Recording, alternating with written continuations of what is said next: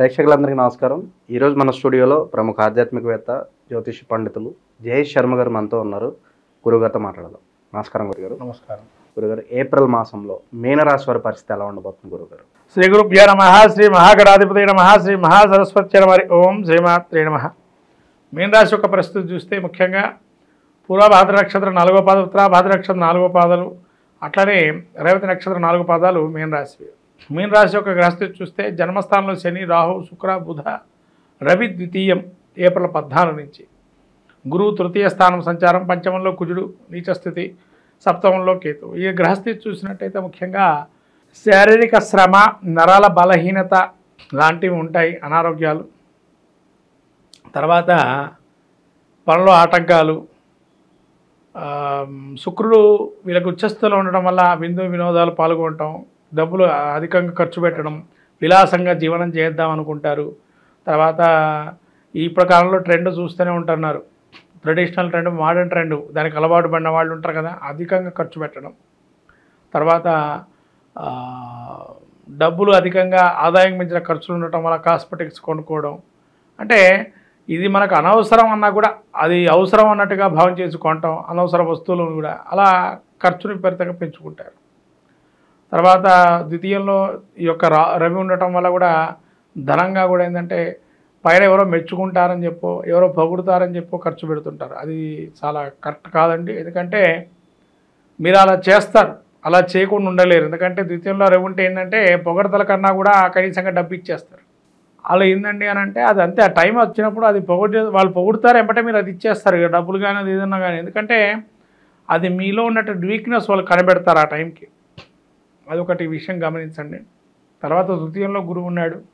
తృతీయ గురువు పెద్దగా ఇబ్బందికరంగానే ఉన్నాడు. ఆయన కూడా ఎవరు సహకరించకపోవటం, అంటే ఎవరు మిమ్మల్ని సపోర్టివ్గా డెసిజన్ మేకింగ్ తీసుకునేడానికి డిపెండెన్స్గా ఎవరు ఉండరు. నీ ఇష్టం నువ్వేం చేసుకో, నీకు వదిలేస్తారు. నువ్వు ఇంకేం అర్థం కాక సరే ఏదైనా కానీలే, రాంగ్ డెసిషన్ తీసుకుంటాం, ఆ రాంగ్ డెసిషన్ తీసేసుకోవటం, దాని ద్వారా వెళ్ళిపోవటం ముందరికి. అది చివరికి ఎప్పుడో దాని విషయం తెలుస్తుంది, అప్పటిదాకా ఏమీ తెలియదు. తర్వాత పంచమంలో కుజుడు ఉన్నాడు. మొండిఘటంగా ఉండటము, సంతానానికి సంబంధించి కూడా ఇబ్బందులు కలగటం, అనారోగ్యం ఉండడం పిల్లలకి, వీళ్ళకి కూడా కొంతవరకు ఒక్కసారిగా నష్టాలు చవిచూడటం వ్యాపారంలో కూడా. అంటే ఇక చూడండి, ఏదంటే కూడా పంచమంలో కుజుడు ఉండటం వల్ల నీచ స్థితిలో ఒక్కసారిగా సంతానానికి సంబంధించి ఇప్పుడు నిస్సంతువులు ఉంటారు కదా, సంతానవంతులు అంటే జస్ట్ ప్రెగ్నెన్సీ కన్ఫర్మేషన్ ఉంటుంది, వాళ్ళకు కూడా కొంత ఇబ్బందికరమైనటువంటి పరిస్థితి. అందుకని వాళ్ళు గర్భరక్షాంబిక స్తోత్రం చేసుకోవటం మంచిది. శత్రువులు ఎవరో ఉండరండి, మీ దగ్గరనే ఉంటారు శత్రువులు, వాళ్ళని కనిపెట్టడం కష్టం. కాబట్టి మీరు అది కొన్ని విషయాలు పరిజ్ఞానానికి తెచ్చుకొని ఏ విధంగా ఉండాలో తెలుసుకోవటం మంచిది. సొంత వాళ్ళే మోసం చేయటం, సొంత వాళ్ళే ఇబ్బంది పెట్టడం, బయట వాళ్ళు ఎవరు ఉండరు. కాబట్టి సొంత వాళ్ళు ఇబ్బంది పెడుతుంటారు కాబట్టి జాగ్రత్త ఉండడం మంచిది. అట్లనే కేతువు కూడా మీకు సప్తమ స్థానంలో ఉండడం కాబట్టి ప్రతి విషయానికి 1-2 సార్లు చెప్పడం, తద్వారా అర్థం చేసుకోవటం. అయితే ఏరే మనిషికి కూడా మీరు చెప్పే విధానంగా నచ్చకపోతే వాళ్ళు ఏ విధంగా అర్థం చేసుకున్నా మళ్ళీ ఒకసారి తెలుసుకోవటం అనేది మంచిది. అట్లా అని చెప్పాం కదా అని చెప్పి వదిలేయద్దు. 1-2 సార్లు మీరు తెలుసుకోవడం అనేది మంచిది. వాళ్ళు ఏం తెలుసుకున్నారో మీరేం చెప్పారు అనే విషయం తెలుసుకొని ముందరికి వెళ్ళటం అనేది మంచిది. ఇక వైవాహిక జీవితం ఎలా ఉండబోతుంది గురుగారు? మనస్పర్ధలు ఉంటాయి నాన్న. ఎందుకంటే శుక్రుడు బుధుడు ఉన్నాడు. జీవనం చేసేంత కాలం జీవనం చేస్తారు, శుభ్రంగా హాయిగా అన్నీ కలుపుతారు. ఎక్కడైనా చిన్న గొడవ వచ్చిందా ఆ గొడవ పట్టుకొని ఎలాడుతుంటారు. కాబట్టి గొడవలు పడకుండా ఉండండి. మాట పట్టింపులు వస్తాయి గ్యారంటీగా, మాట పట్టింపులు వస్తాయి. కాబట్టి మీరు ఆ మాటల్ని పట్టించుకోకుండా వదిలేయటం అనేది మంచిది. మాట పట్టుకొని ఉన్నారనుకోండి, కాలం వృధా, సమయం వృధా, చివరికి ఇంకా అనేక రకాల ఇబ్బందులు పడతారు. ఇక న్యాయపరమైన వ్యవహారాలు ఏమన్నా ఒక కొలిక్కి వచ్చే అవకాశాలు కనిపిస్తున్నా గురుగారు? ఇంకా న్యాయపరంగా ఇంకా ఇంట్లో శత్రువులు పెరుగుతారు కాబట్టి ఈ లీకేజీలు ఎక్కువ ఉంటాయి. అంటే ఒక కోర్ట్ లాగా ఉంటారు ఈ విషయాలు చెప్పడానికి వేరే వాళ్ళకి. కాబట్టి ఎటువంటి పరిస్థితుల్లో రహస్యంగా ఉంచుకోవడం మంచిది. ఎవరికి పారదర్శకంగా ఉండకుండా పోవడం మంచిది. ఇక విద్యార్థుల పరిస్థితి ఏంటంటారు? విదేశీ ప్రయాణాలు ఏవైతే ఉన్నాయో మరి ఎలా ఉండబోతుంది? విదేశీ ప్రయాణాలు యోగిస్తాయి. విద్యార్థులకైతే కొద్దిగా రాణింపు తక్కువగా ఉంటుంది. 100-200% కష్టపడండి, అప్పుడే పాస్ అవుతారు. ప్రేమ వివాహాలు ఎవరైతే చేసుకోవాలనుకుంటున్నారో గురుగారు, వాళ్ళకి ఎలా ఉండబోతుంది? ప్రేమ వివాహాలు పెద్దగా ఇబ్బందికరంగానే ఉంది. జోగించే అయితే అవకాశం లేదు. ఇలా అనుకున్నంత స్థాయిలో అయితే సక్సెస్ కాలేవు. శత్రువుల నుంచి ఇబ్బంది ఏదైనా కనిపిస్తుందా? ఆర్థికంగా కావచ్చు, ఇంకా కెరీర్ పరంగా కొంత గ్రోత్ ఎక్స్పెక్ట్ చేస్తూ ఉంటారు కదా వీళ్ళందరికీ. శత్రువృద్ధి ఉంటుంది. వాటిని మనం పరిష్కారం చేసుకోవాలి. శత్రువృద్ధిని పరిష్కారం చేసుకోవటం మంచిది. అనుకోని ప్రయాణాలు లాంటివి ఏమైనా కనిపిస్తున్నాయి గురుగారు, అది లాభదాయకమే అంటారా లేకపోతే ఎలా ఉంటుంది? అనుకోని ప్రయాణాలు ఉంటాయి, తద్వారా లాభం ఉండదు, నష్టమే ఉంటుంది. వీళ్ళు అక్కడ రూపాయి రావాల్సింది ₹2 ఖర్చు అవుతుంది, లేదా రూపాయి రావాల్సింది ₹6 ఖర్చు అవుతుంది. అంటే ఇంకో ఖర్చు ఎక్కువ ఉంటుంది కానీ రూపాయి తగ్గించుకునే పరిస్థితి లేదు. వచ్చే ఆదాయం రూపాయి అయినా పైన ఇంకో ఆచారణం బారాణం వీళ్ళ మీద పడుతుంది. గురుగారు చాలా వరకు మిశ్రమ ఫలితాలు కనిపిస్తున్నాయి. మరి వీళ్ళు ధైర్యంగా ముందుకెళ్ళడానికి, కాస్త మంచి రిజల్ట్స్ పొందడానికి ఏదన్నా మంచి రెమెడీస్ ఉంటే తెలియదు గురుగారు. గ్రహపీడ ఆరస్తోత్రము, శనిక్షేత్ర దర్శనం, అట్లానే నవగ్రహాలను ధాన్యదానాలు ఇవ్వటం, నవగ్రహం చేసుకోవటం. తర్వాత వీళ్ళకి శత్రువృద్ధి ఉంది కాబట్టి దేవీ ఆరాధన చేయటం, పసుపు కొమ్మలతో ప్రతి గురువారం రోజు ఆంజనేయ స్వామికి కానీ అమ్మవారికి కానీ కట్టడం వల్ల మంచి కలుగుతుంది మీన రాశి వారికి.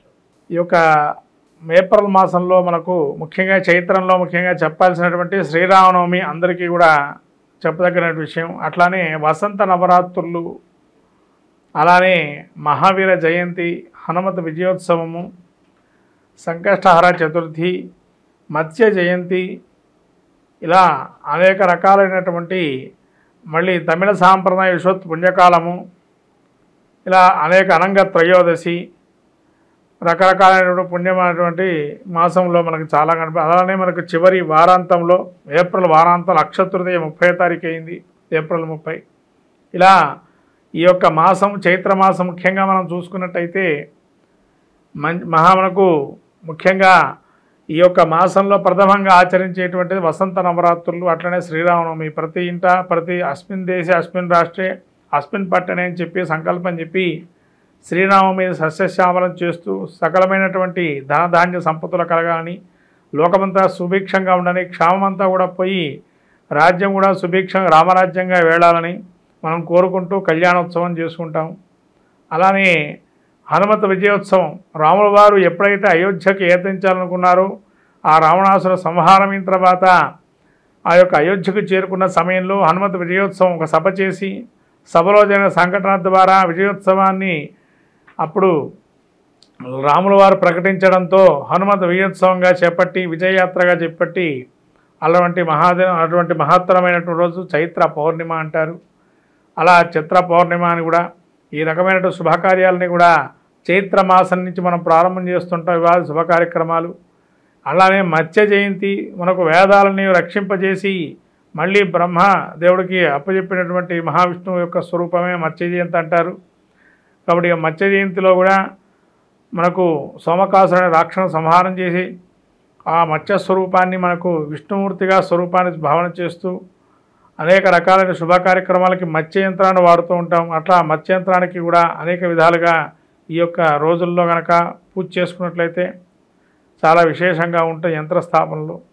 ఇలా మహత్తరమైన మాసం చైత్రమాసంగా మనం చూసుకుంటున్నాము.